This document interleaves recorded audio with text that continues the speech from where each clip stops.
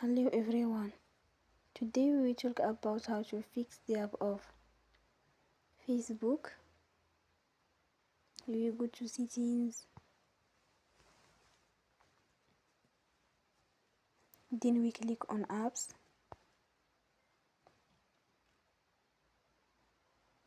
After that you will search the app Facebook.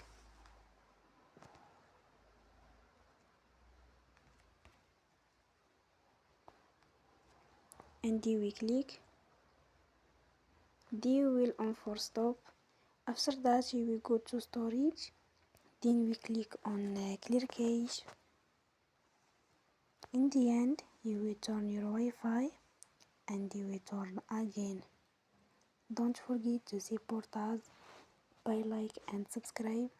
See you next time and thank you for watching.